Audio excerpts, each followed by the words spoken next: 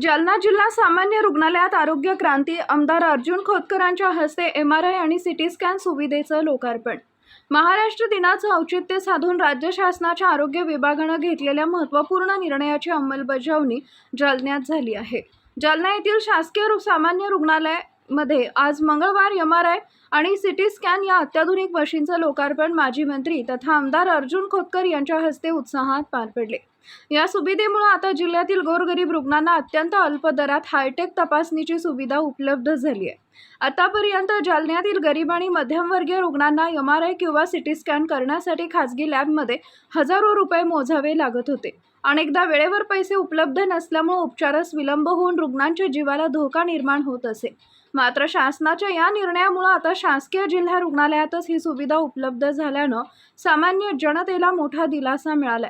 उद्घाटन प्रसंगी बोलताना आमदार खोतकर म्हणाले की मुख्यमंत्री आणि आरोग्य मंत्र्यांच्या विशेष प्रयत्नातून प्रत्येक जिल्ह्यात अत्याधुनिक वैद्यकीय उपकरण देण्याचं ध्येय ठेवण्यात आलंय। जालन्यातील रुग्णांना आता छत्रपती संभाजीनगर किंवा इतर मोठ्या शहरांकडे धाव घेण्याची गरज उरणार नाही। अत्यंत अल्प दरात किंबहुना गरजू रुग्णांना शासनाच्या विविध योजनांमधून मोफत उपचार मिळवून देण्यासाठी आम्ही कटिबद्ध आहोत। जिल्हा रुग्णालयात बसवण्यात आलेल्या मशीन या उच्च क्षमतेच्या असून यामुळे रोगाचे अचूक निदान होण्यास मदत होणार आहे। आपत्कालीन परिस्थितीतील रुग्णांसाठी ही सुविधा अत्यंत महत्त्वाची ठरणार आहे। या कार्यक्रमाला जिल्हा शल्यचिकित्सक डॉक्टर राजेंद्र पाटील, वैद्यकीय महाविद्यालयाच्या डीन, अतिरिक्त जिल्हा शल्यचिकित्सक डॉक्टर गाडेकर, आरोग्य विभागाचे वरिष्ठ अधिकारी उपस्थित होते। लोकार्पण सोहळ्यानंतर आमदार खोतकर यांनी स्वतः मशीनच्या कक्षाची पाहणी केली आणि कर्मचाऱ्यांना रुग्णांना तात्काळ चांगल्या सेवा देण्याच्या सूचना केल्या।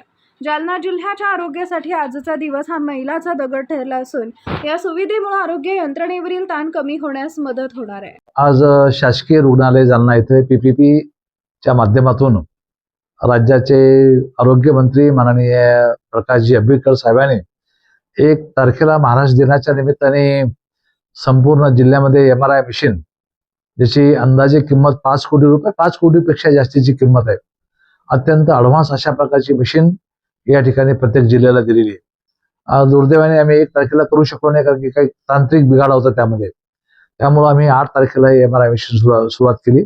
आज त्याचं आम्ही उद्घाटन या ठिकाणी केलेलं आहे। खरं तर एक चांगली सुविधा या माध्यमातून रुग्णाला या ठिकाणी मिळणार आहे। PPPच्या माध्यमातून असल्यामुळं खाजगी रुग्णही सुद्धा जे सरकारी रुग्णालयाच्या बाहेरचे आहेत त्यांनाही अर्ध्यामध्ये, बाहेर 6,000 असतील तर इथं 2,000 मध्ये MRI करून मिळेल।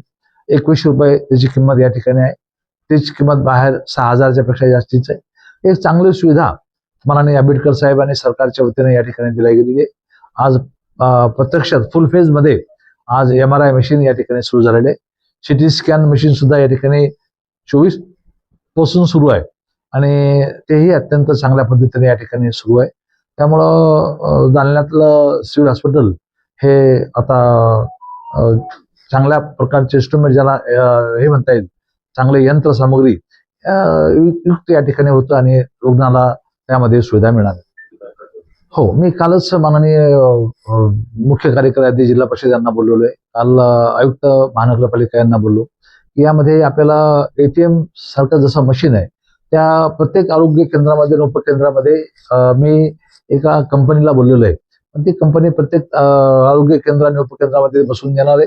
त्यामध्ये शुगर, ब्लड, सर्व रोगाचं निदान 1 मिनिटामध्ये त्या मशीनमध्ये होणार आहे। त्यामुळे तोही एक टप्पा आम्ही या ठिकाणी गाठणार आहोत आणि हाही एक टप्पा मोठा गाठलेला आहे। त्यामुळं आधुनिकीकरण चालू आहे आणि झपाट्याने हे सर्व बदल होतोय। शासनाने या अगोदर तजवीज यामध्ये केलेली आहे।